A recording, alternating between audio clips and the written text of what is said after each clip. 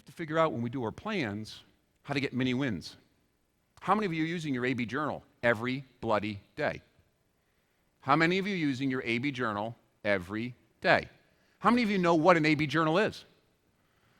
All right, if you have no idea, go talk to your coach and say, what the hell's an AB journal? Every day you need to have a mini win. If you're terrified of asking tough questions, you know what? When you're on a sales call and you want to wimp out right here, ask one more question, then wimp out. What the hell of an AB journal? It's a great win. You expected, you believed it, you accomplished it, it remotivates you. You say to yourself, I didn't die. That's pretty cool. I'll ask one more next time. And another one. Well, guess what happens over 4 months? Grande bolas. Get some courage. I hope I didn't say that backwards. So, this is how we get around legal and compliance issues. So as we start to do that, then some great stuff starts to happen. We know, Sandler says, the building blocks of success, and we know how many there are. The first one is, got to set gutsy goals.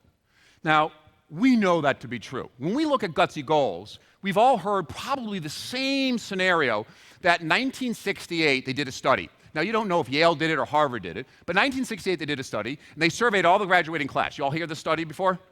Right? 3% of the graduating class had goals, had them written down, had a plan. They came back in 1988. They actually redid the same graduating class. Those 3% of that population that actually had goals and written down, their net worth was worth more than the 97%. Have you heard the study before?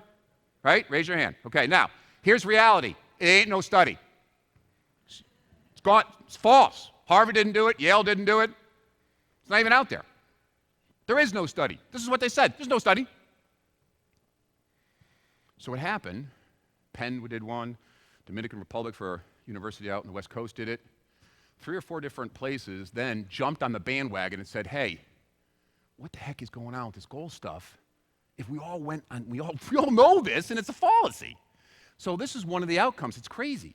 80% of the people walking planet Earth have no goals. None. They wake up, they go to work, they come home.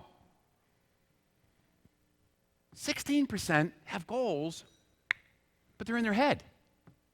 Shocking. Shocking. So what do you want to do next year? Don't worry, baby. It's all up here. Yeah. I mean, how that's going to work out, buckwheat. So, all of a sudden, less than 4% of the population actually has wrote their goals down. Less than 1% actually does something about it. They follow it. I'm sure it's a mere coincidence that 1% of the population is paying the majority of the taxes. That's a whole separate issue, right? Now, I saw a bumper sticker I thought was pretty cool. Someone said, instead of giving people my money, why don't you give my work ethic, right? It's pretty cool. I liked it. I pulled them off the side of the road and said, hey, buddy, can I have your bumper sticker, right? Right? Awesome. Now, here's another study. People who have goals earn 9 times more than those that don't. 9 times more in their lifetime. Another result of the same study, 2 pages back. Those who actually write down their goals and share it with people on a weekly basis, 33% growth. How many of you are doing cookbook training and actually have your people do the results of the cookbooks with your AB journals in the debriefing sheets on a weekly basis? You've got to force the growth that you know works. Now, when we have goals, here's the reality of goals. When you have something that you believe in, your participation, your commitment goes through the roof.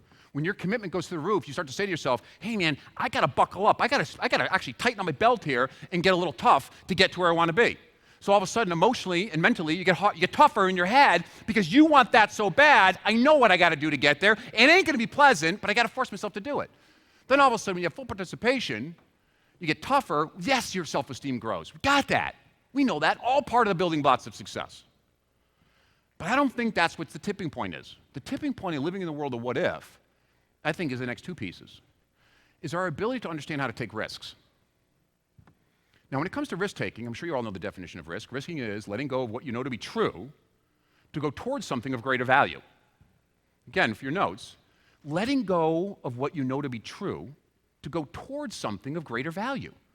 So if I have all this stuff here, The stuff that I complain about, the stuff that I don't like. My at leaster lifestyle is right there.